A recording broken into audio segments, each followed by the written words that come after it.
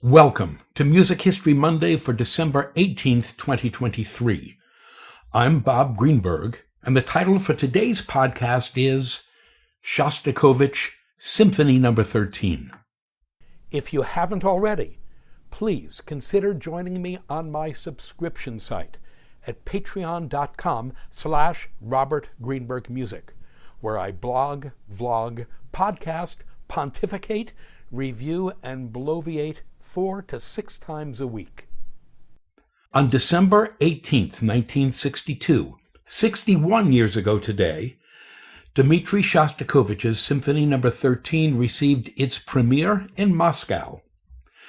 The symphony stirred up a proverbial hornet's nest of controversy, and we're not talking here about your everyday hornet, but rather those gnarly and nasty Asian Giant Hornets. It was a symphonic premiere that almost didn't take place, though in the end, the show did go on. Nevertheless, the authorities, that would be the Soviet authorities, notable for their heavy blue serge suits, vodka breaths, and deficient senses of humor, did everything in their power to squash the symphony out of existence. In this, they failed miserably, and Shostakovich's 13th is today acknowledged as not just one of Shostakovich's supreme masterworks, but as one of the most musically and politically important works composed during the 20th century. A good communist. During the late 1950s, Shostakovich was increasingly used by the Soviet authorities as a sort of artistic figurehead meant to represent the supposedly free Soviet intelligentsia. In 1960, the first secretary of the Communist Party of the Soviet Union, Nikita Khrushchev, 1894 to 1971, decided to make the 54-year-old Shostakovich the chairman of the newly founded RSFSR, the Russian Union of Composers. Now, this was a huge honor, and Shostakovich felt that it was a position that would make him, finally and for all time, unassailable, untouchable, unpurgeable, and, of equal importance, would guarantee the safety and success of his 2 now-grown children, Galina, 24 years old, and Maxim, 22 years old. However, there was a catch. To take the position, Shostakovich had to join the Communist Party, something he had long sworn he would never, ever, under any circumstances, do. Well, he did join the Communist Party, telling his friends that he signed the necessary papers while under the influence of alcohol, SUI, signing under the influence. For months afterwards, Shostakovich was, no exaggeration, literally hysterical with self-loathing. The musicologist, folklorist, and friend of Shostakovich, Lev Lebededsky, recalled, quote, "I will never forget some of the things he said that night before his induction into the party, sobbing hysterically. I'm scared to death of them. You don't know the whole truth. From childhood, I've always had to do things I didn't want to do. I've been a whore and always will be a whore." He often lashed at himself in strong words, unquote. Yeah, I'll say. And so, kicking and screaming, Shostakovich joined the Soviet Communist Party. For all the world, he was the picture of a good and obedient communist apparatchik. Again, according to the previously quoted Lev Lebededsky, quote, "Without fail, he attended every possible ridiculous meeting of the Supreme Soviet, every plenary session, every political gathering. He even took part in the agitprop, agitation, propaganda, car rally. In other words, he eagerly took part in events that he himself described as torture by boredom. He sat there like a puppet, applauding when the others applauded. Once I remember him clapping eagerly after Khrushchev had made a speech in which he made some offensive remarks about Shostakovich. "Why did you clap when you were being criticized?" I asked. He hadn't even noticed. What moved him was not a lack of principles, but fear. Take his attack on Solzhenitsyn and Sakharov. It is well known that Shostakovich sympathized with both of them, so God only knows what possessed him to put his signature on that filthy slander of Sakharov and Solzhenitsyn. Nobody forced him to do it. Afterwards, he cursed himself, saying that he'd never forgive himself for having done it. Unquote. The thaw. While all of this was happening, the nature of Soviet suppression was actually changing for the better. Joseph Stalin, the great leader and teacher and truly one of the worst people ever to have lived, died on March 5, 1953. He was succeeded as first secretary of the Central Committee of the Communist Party of the Soviet Union by Nikita Khrushchev. In 1956, Khrushchev denounced Stalin as being, quote, savage, half-mad, and power-crazed, unquote, in his famous secret speech. Delivered to the 20th Party Congress in February of 1956, the speech was, in fact, anything but secret. Khrushchev's denunciation of Stalin initiated a period called the Thaw, during which domestic repression and censorship in the Soviet bloc were scaled back, at least until Khrushchev's ouster in 1964. The thaw reached its climax in 1962 with the publication of Alexander Solzhenitsyn's One Day in the Life of Ivan Denisovich and the premiere of Dmitri Shostakovich's Symphony No. 13. Never mind that the Soviet authorities did everything they could to undermine the symphony's premiere, and that it was banned outright after its second performance. It was composed, it was heard, and its impact could not be forgotten. The poem and the symphony. On September 19th, 1961, a poem entitled Babi Yar was published. Written by a 28-year-old poet named Yevgeny Yevtushenko, 1932 to 2017. The poem, an outright condemnation of Soviet anti-Semitism, unleashed a firestorm of controversy. Yevtushenko was vilified, ostracized, threatened, and spat upon. During Stalin's lifetime, Yevtushenko would simply have been disappeared, leaving hardly a wet spot. So we must consider the treatment he received in 1961 in response to his poem as being quite benign. Babi Yar was a ravine just outside the Ukrainian capital of Kyiv, where between 100,000 and 150,000 men, women, and children were slaughtered, buried, and later burned in open pits by the Nazis. The ravine has since been filled in and is today within the Kyiv city limits. On September 29th and 30th, 1941 alone, some 33,771 Jews were killed there, the single deadliest slaughter of the Holocaust. The Soviet government did not officially recognize this mass killing of Kyiv's Jews as ever having taken place. Yevtushenko's poem tore away the official Soviet party line and revealed the rampant societal anti-Semitism behind it.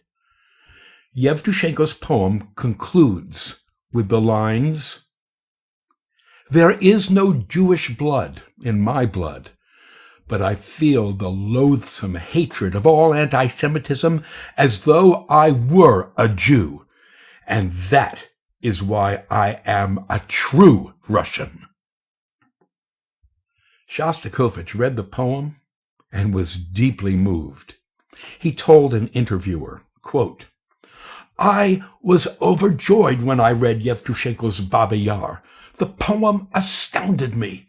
It astounded thousands of people. Many had heard about Baba Yar, but it took Yevtushenko's poem to make them aware of it. They tried to destroy the memory of Baba Yar. But after Yevtushenko's poem, it became clear that it would never be forgotten. That is the power of art. Art destroys silence." Unquote. So it was that in early 1962, Yevtushenko received a phone call from the great and famous Dmitri Shostakovich. Yevtushenko recalled, quote, "The telephone rang. I heard his amazing, inimitable voice. It was slightly hoarse, stuttering, vibrating, jerky. 'Yevgeny Alexandrovich, Shostakovich here. I read your poem, Baba Yar. It's a remarkable poem. Will you allow me to set it to music?' I was in seventh heaven. At a difficult moment when I was being attacked from every side, Shostakovich himself was asking my permission to set my poem to music. I replied hurriedly, fearing that he might change his mind. 'Of course, please do.' He said matter-of-factly, 'Splendid! Thank God you don't mind. The music is ready. Can you come here right away?' From childhood, the name Dmitri Dmitrievich Shostakovich meant something eternal to me, and I never thought that I would meet him in the flesh. I went to his apartment, where for the first time I heard his setting of Baba Yar. It was not a symphony yet. It was quite extraordinary. He sang in a hoarse voice. When he came to the line, 'It seems to me that I am Anne Frank,' he wept. I was overwhelmed. He amazed me with his profound rendering of the poem. His music made the poem greater, more meaningful and powerful. In a word, it became a much better poem." Unquote. Shostakovich set 4 more poems by Yevtushenko, and together, the 5 settings for bass soloist, men's chorus, and large orchestra became his Symphony No. 13. Look, degrees in genetic mapping are not required to realize that a composition that set to music poems like Baba Yar was not going to meet with approval from state ideologues, thaw or no thaw. Yeah, the Moscow District Party Secretary was recorded as having said, quote, "This is outrageous. We let Shostakovich join the party, and then he goes and presents us with a symphony about Jews," unquote. Once again, back in the old days, Shostakovich and his stinking symphony would simply have disappeared, this time leaving no wet spot at all. But Soviet censorship had changed since the death of Stalin. It was well understood that by 1962, the surest way to create a cultural martyr out of both the composer and his symphony was to ban the symphony's performance. Consequently, the authorities took a somewhat more subtle approach. Shostakovich's choice for the bass soloist was Boris Gmira, 1903 to 1969, who initially professed to be thrilled to be chosen to sing the premiere. He then sat on the score for a month before writing Shostakovich that in light of the symphony's dubious text, he could not take part in the performance. Okay. The authorities also got to the conductor Evgeny Mravinsky, 1903 to 1988. Mravinsky, who had premiered almost all of Shostakovich's orchestral music since the Fifth Symphony in 1936, also had a sudden change of heart and mind, and likewise refused to premiere the 13th, for which Shostakovich never forgave him. Mravinsky's withdrawal did in fact horrify his friends and admirers, including the cellist and conductor Mstislav Rostropovich, who later wrote, quote, "I despised Mravinsky as a human being for his cowardice in the whole affair of the 13th Symphony. There was no excuse for such behavior. Mravinsky must have understood what a brilliant work the 13th Symphony was, as well as its importance to Shostakovich."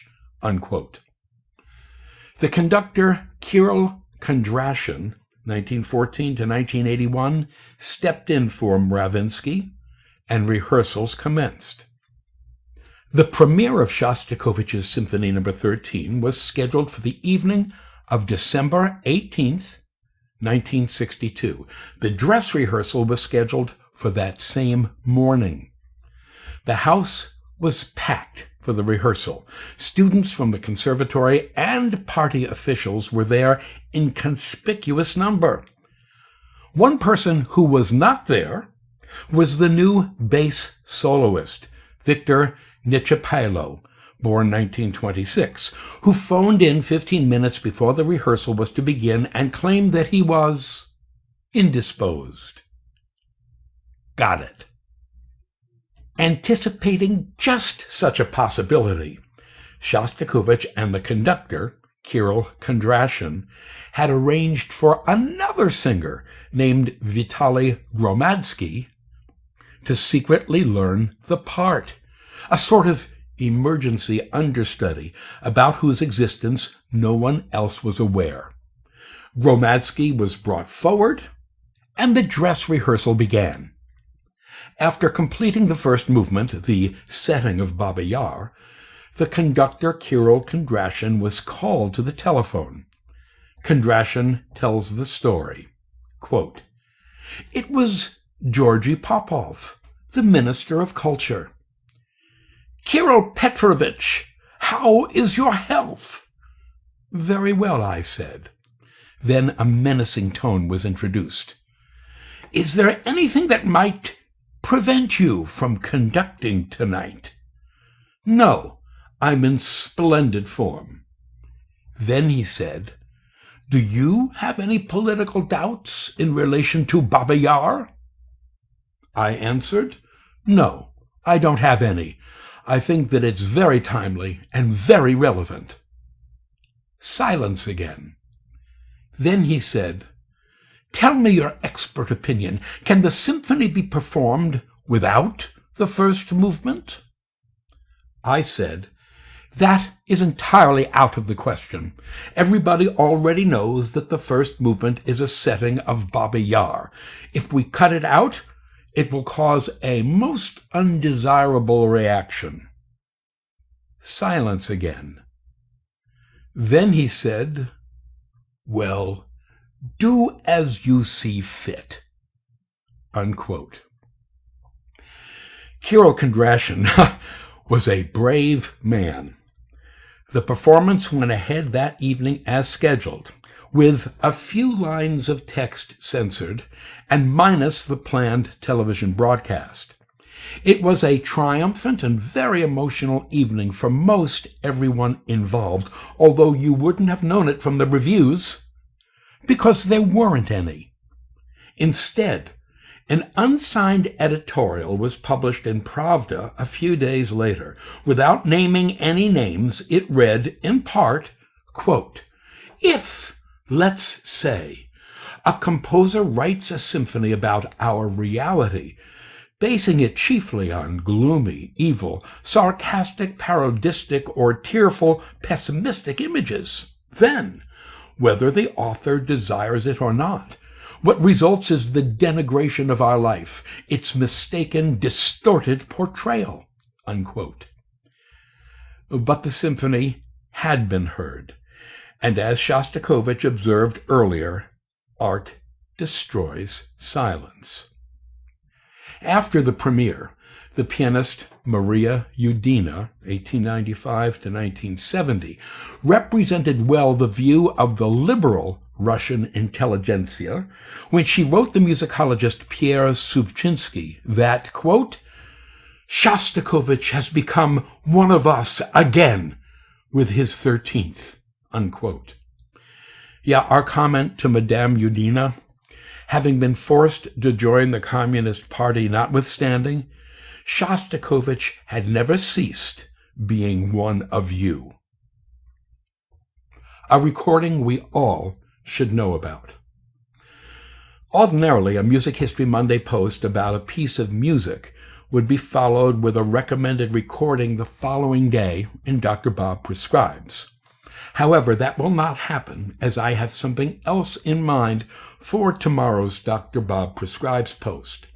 Nevertheless, there is a particular recording of Shostakovich's 13th, the existence of which we should all know about. On December 20th, 1962, 2 days after the premiere of Shostakovich's Symphony No. 13, a second performance of the symphony was allowed to take place, after which further performances were temporarily banned. This second performance employed Yevtushenko's original uncensored poems and was, thank heavens, recorded. Over the years, this recording has appeared on various labels at various times. I have tried for years to get a hold of the hybrid SACD, or Super Audio CD, issued by Praga Digitals, but so far with no success. However, the version issued on the label Russian Disc is completely satisfactory. Writing in Gramophone, the English music critic Edward Seckerson called this, quote, a searing live performance. The poetry of protest has rarely been embodied in music of such astonishing empathy. A startling document of very troubled times and inescapably a reflection of what is happening in Russia at this very moment, unquote. If you can find this recording at a decent price, I cannot recommend it too highly. Thank you. To sample and download one or all of my many courses on subjects musical produced by the Great Courses / The Teaching Company, please visit my website at robertgreenbergmusic.com.